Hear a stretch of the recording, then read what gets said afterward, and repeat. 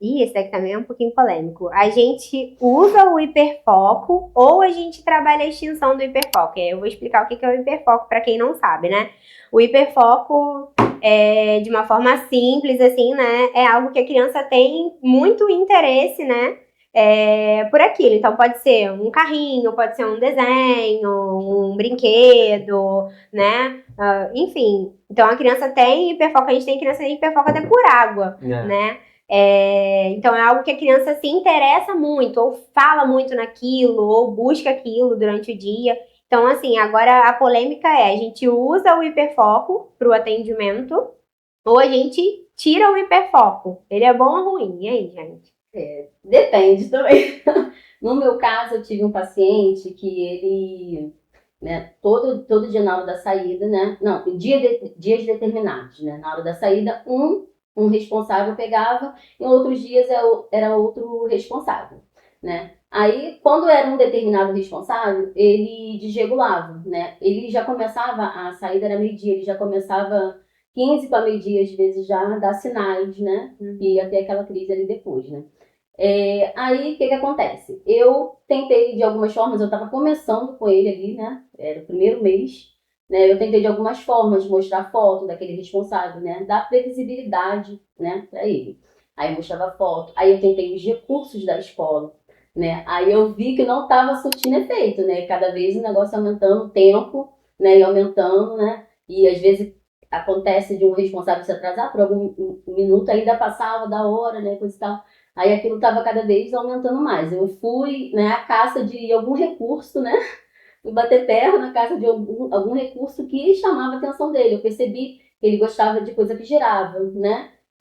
Coisa que voava. Eu falei, pô, vou comprar alguma coisa que gire e voe para chamar a atenção dele, né? Aí aconteceu que eu achei lá, né, um recurso lá, comprei.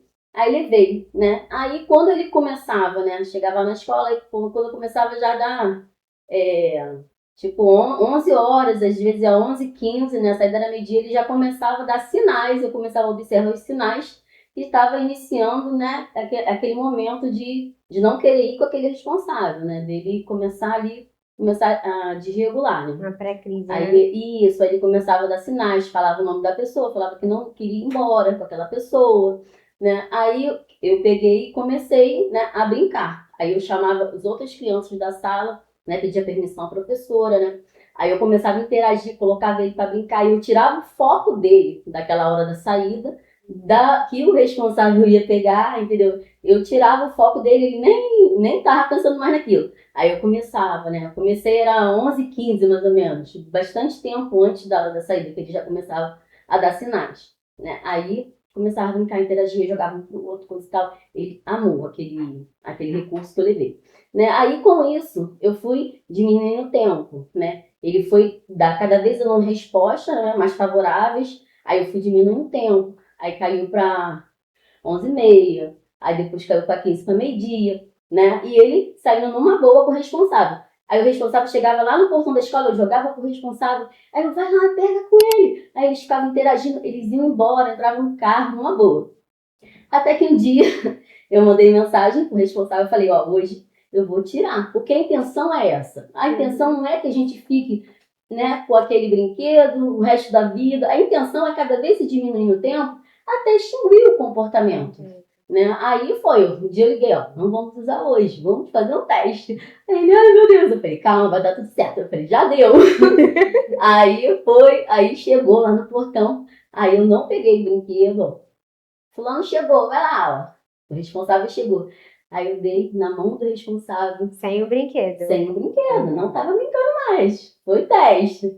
Aí dei na mão do responsável. Os olhos do responsável brilhavam. Era aquela coisa assim, e eu por dentro, né, fazendo aquela festa, né? Eu mais feliz ainda, porque foi uma conquista ali que foi trabalho de formiguinha, né? Aí deu a mão e saiu assim, nós dois assim, felizes, né?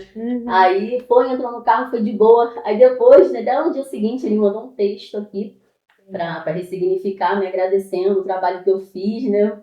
Aí eu fiquei super feliz, eu agradeci pela parceria, coisa e tal. Aí eu fiquei muito feliz com essa conquista, porque eu consegui extinguir um comportamento que estava fazendo tanto mal para o paciente quanto para o familiar, que chegava naquele momento da hora da saída, era aquela crise mesmo, desregulada, entendeu? E era cansativo para, né, pro paciente, pro responsável também. Aí, graças a Deus, deu tudo certo. Então, no caso da Joyce, ela usou o reforçador, né, o hiperfoco pra... Gente, acaba chamando de reforçador, né?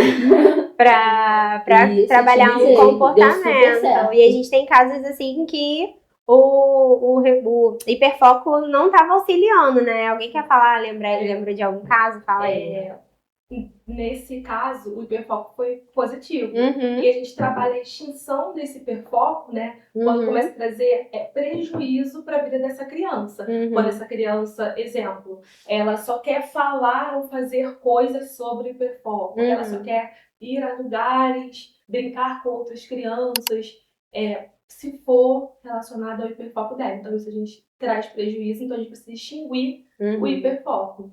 O meu paciente, eu tive que colocar horas pra ele, né? Que ele tava muito vidrado em tela, que era no jogo do Minecraft. Então ele já tava usando em casa. Então na escola também ele queria reproduzir isso também. Então toda vez ele queria passar mais dos professores. E eu tive que conversar com a professora, com a diretora.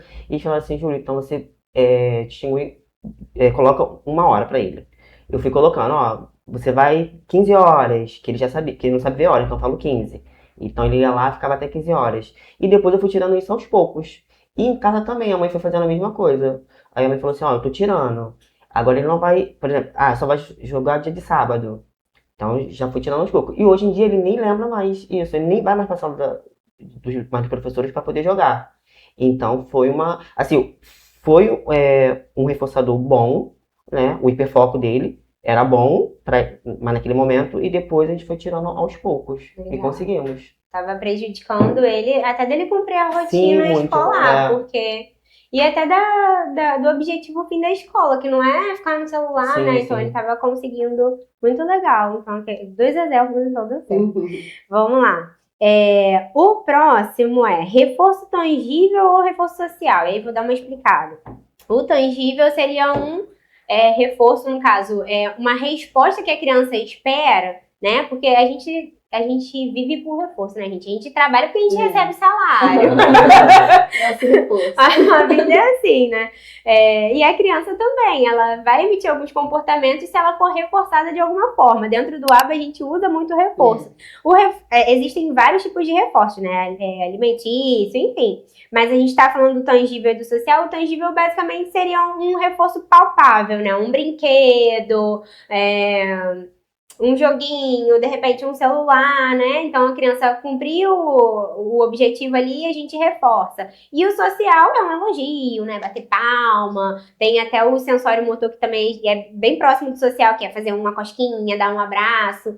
Qual dos dois? E aí? Mais adequado? Tem isso? Então, eu acho assim, legal quando a gente une os dois. Por quê? O reforço tangível nem sempre em todos os ambientes, em todos os lugares a gente vai ter para oferecer à criança. Agora o reforço social é mais fácil. A gente está no parquinho, a criança brincou de forma funcional, subiu a escadinha do escorrega, desceu bonitinho, fez uma troca com alguma criança e a gente vai, nossa filho, parabéns, ou para o nosso paciente, parabéns, isso aí, muito bem. Então assim, acho que é mais fácil, né? É mais acessível. Já o tangível, nem sempre a gente vai ter. Então, eu acho bom quando a gente mistura os dois. Porque a intenção é a gente diminuir o tangível, né? E permanecer com o social. Em muitos momentos, o tangível vai ser necessário, né? Às vezes tem um paciente que ele é muito visual. Então, às vezes, ela precisa até mostrar, né, o reforço para ele conseguir dar atenção a ela e entender que ela tá, né, chamando ali para realizar. Eu também trabalho com os dois, né? Até porque ele me cobra muito isso. Às vezes eu esqueço. Vai me dar parabéns, não. Parabéns! Às vezes a gente esquece, né? Tá observando lá a atividade, fazendo a letrinha.